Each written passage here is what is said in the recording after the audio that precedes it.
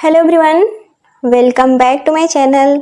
आज के वीडियो में हम लोग पढ़ने वाले हैं भारतीय संसद की स्थायी समितियों में से सबसे बड़ी समिति प्राक्कलन समिति यानी कि एस्टीमेट कमेटी के बारे में। सबसे पहले हम प्राक्कलन समिति को पूरे डिटेल में पढ़ेंगे, फिर वीडियो के लास्ट में हम लोग इससे बनने वाले 5 क्वेश्चंस भी टेस्ट के तौर पर देखेंगे। तो चलिए स्टार्ट करते हैं आज का वीडियो। तो प्राक्कलन समिति यह संसद की स्थायी समितियों में से सबसे बड़ी समिति है। अब स्थायी समितियां, तो दरअसल संसदीय समितियां 2 प्रकार की होती हैं, पहली स्थायी और दूसरी अस्थायी या तदर्थ समितियां। स्थायी समिति, तो इनका गठन हर साल किया जाता है। वर्तमान में 45 स्थायी समितियां हैं, जिनमें से 24 दोनों सदनों की संयुक्त समितियां, 9 राज्यसभा की और 12 लोकसभा की स्थायी समितियां शामिल हैं।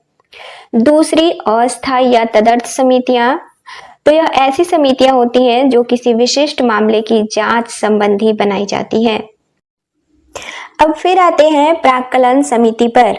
तो प्राक्कलन समिति का गठन साल 1950 में तत्कालीन वित्त मंत्री जॉन मथाई की सिफारिश पर की गई थी। मूल रूप से इसमें 25 सदस्य थे, जिसे साल 1956 में 25 से बढ़ाकर 30 कर दिया गया। वर्तमान में इसके सदस्यों की संख्या 30 है।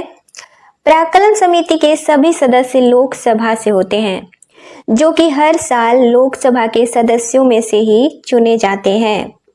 इनके सदस्यों का चुनाव एकल संक्रमणीय मत पद्धति के द्वारा किया जाता है और प्राक्कलन समिति का कार्यकाल 1 वर्ष का होता है।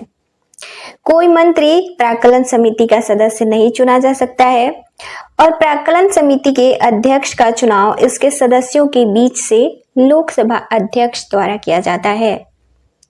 हर साल केंद्र सरकार द्वारा प्राक्कलन समिति का पुनर्गठन बजट पेश करने के बाद किया जाता है।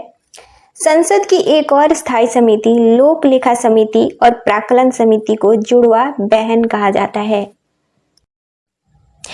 क्योंकि लोक लेखा समिति व्यय पर जबकि प्राक्कलन समिति व्यय के आकलन को नियंत्रित करने का कार्य करती है।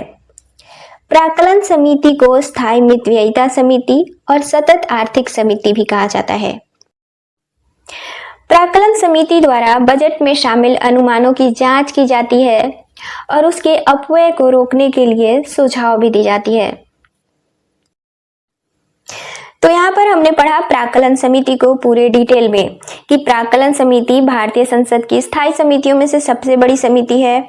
इसका गठन साल 1950 में जॉन मथाई की सिफारिश पर तत्कालीन वित्त मंत्री जॉन मथाई की सिफारिश पर की गई थी। इसमें मूल रूप से 25 सदस्य थे, जिसे साल 1956 में बढ़ाकर 30 कर दिया गया। इसका कार्यकाल 1 साल का होता है और लोक लेखा समिति और प्राक्कलन समिति को जुड़वा बहन कहा जाता है और इसमें किसी भी मंत्री को इसका सदस्य नहीं बनाया जा सकता है। इसके सदस्यों का चुनाव एकल संक्रमणीय मत पद्धति के द्वारा किया जाता है और इस समिति का पुनर्गठन हर साल किया जाता है। इसे स्थायी मितव्ययिता समिति और सतत आर्थिक समिति भी कहा जाता है। अब इन सबसे जुड़े 5 क्वेश्चंस का हम टेस्ट देखेंगे। तो पहला सवाल है, प्राक्कलन समिति के सदस्यों की संख्या कितनी है? तो आंसर हो जाएगा ऑप्शन सी 30। अगला सवाल है, प्राक्कलन समिति के स्थापना की सिफारिश किसके द्वारा की गई थी? तो इसका आंसर हो जाएगा ऑप्शन बी जॉन मथाई। अगला सवाल है, प्राक्कलन समिति के सदस्यों की संख्या किस वर्ष 25 से बढ़ाकर 30 कर दी गई? तो इसका राइट आंसर हो जाएगा ऑप्शन ए 1956। अगला सवाल है, प्राक्कलन समिति का कार्यकाल कितने वर्ष का होता है? तो इसका राइट आंसर हो जाएगा ऑप्शन ए 1 वर्ष। और टेस्ट का 5वां और लास्ट क्वेश्चन है, प्राक्कलन समिति की स्थापना कब की गई थी? तो आंसर हो जाएगा ऑप्शन ए 1950। आज के लिए इतना ही। मिलते हैं अपने नेक्स्ट वीडियो में किसी और टॉपिक के साथ। तब तक के लिए bye and see you soon.